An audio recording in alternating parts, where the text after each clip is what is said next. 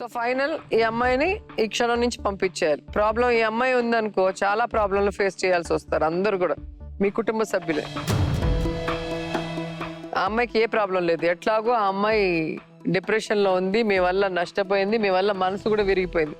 ఇప్పుడు నువ్వు ఎంత ప్రేమగా చూసుకొని ఎంత నమ్మకం ఇస్తావో దాన్ని బట్టే అమ్మాయి మళ్ళీ మామూలు మనిషి కాగలదు. అలా కాకుండా ఈ అమ్మాయితో ఉంటాను లేదా తెలియకుండా ఇంకో చోట ఈ అమ్మాయిని పెట్టి మెయింటైన్ చేయాలనుకుంటే మాత్రం ఏ రోజు అమ్మాయి ఫోన్ చేసినా కూడా మేము కేసు టేకప్ చేస్తాం, మీకు మాట ఇస్తున్నాం, మేము చూసుకుంటాను. ఓకేనా? ఇది నా ఓన్ ఇంట్రెస్ట్ తో నేను చేస్తాను, అతను ఏ మాత్రం తప్పు చేసినా కూడా. సో ఒక మాట ఇస్తే మేము మాట మీద నిలబడి అమ్మాయికి సపోర్ట్ చేస్తాం. ఎందుకంటే ఒక తల్లిదండ్రులు ఆస్తులు అమ్ముకొని కూలి పని చేసుకొని రోడ్డు మీదకి వస్తే అలాంటి వాళ్ళని చూస్తే మాకు జాలేస్తుంది. నువ్వు తీసుకున్నది నువ్వు అమ్మాయి పేరు మీద వెయ్యి, నీ ఆస్తి ఏముంటుందో అమ్మాయి పేరు మీద పెట్టు.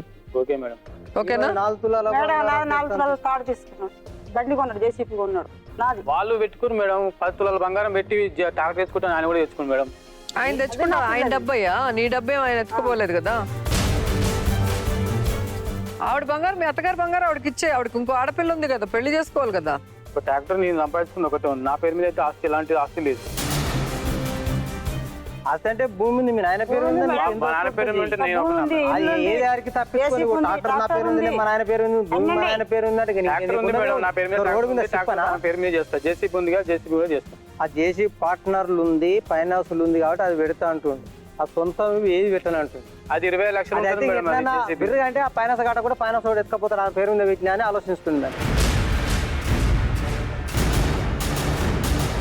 అది ఉన్నది ఇల్లు చెల్కో రాసి నాకు ఏది కాదు, అవన్నీ నా పేరు మీద ఏం లేదు మేడం. ఏ రోజు వస్తే ఆ రోజు పెట్టు అన్నాను. దానికి ఎందుకు బాధ నీకు? పెట్టుకోండి, లేకపోతే ఇద్దరి పేరు మీద పెట్టుకోండి, నీకు నమ్మకం లేకపోతే.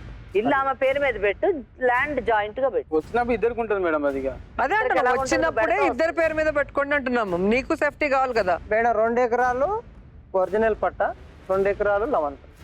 ఆ 2 ఎకరాలు ఒరిజినల్ పట్ట అద్దె దగ్గర వస్తా కానీ అద్దె దగ్గర ఇంకా ఏమైనా మైండ్ లో పెట్టుకొని మాట్లాడుతున్నావా? మళ్ళీ ఈమెకి ఆ ల్యాండ్ ఇద్దాము, ఈమెకి ఇల్లు ఇద్దాం అనే లోపల ఒక ఐడియా ఫ్రేమ్ చేసుకుంటే అది నడవదు. నువ్వు అట్లా ఏదైనా డ్రామా చేయాలనుకున్నా కుదరదు. సో సెకండ్ ప్లాన్ ఏదో నీ బుర్రలో పరిగెడుతుంది. అలాంటిది ఏం లేదు. సో మమ్మల్ని ఫూల్స్ చేయాలనుకుంటే మాత్రం వదిలిపెట్టాను నేను.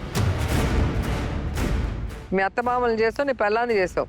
సరే మేడం, వచ్చినాడు ఇద్దరిని షేర్ చేసుకుంటాం. నీ భార్యకి చెప్పు నువ్వేం చెప్పాలనుకుంటున్నావు. మొత్తం ఆ అమ్మాయికి కోరుకున్నది నువ్వు చెప్పేది ఒకసారి ఫైనల్ గా నీకేం కావాలో అడగమ్మా, ఆయన ఏం చేస్తాడో చెప్తారు. ఆ అమ్మాయిని వదిలేసి రావాలి, నీ ఫ్యామిలీతో ఎటువంటి సంబంధం పెట్టుకోవద్దు, ఆడికి వెళ్ళొద్దు, ఇక్కడ వెళ్ళొద్దు అంటే వెళ్ళాలి, ఒక టైంలో వెళ్తాం. వెళ్ళొద్దు అంటే చెప్పొద్దులే, వెళ్ళాలి. వాళ్ళ అమ్మ నాన్న కలిసి రావాలి కదా. నువ్వు వెళ్ళు, నన్ను నాకు సంబంధం లేదు.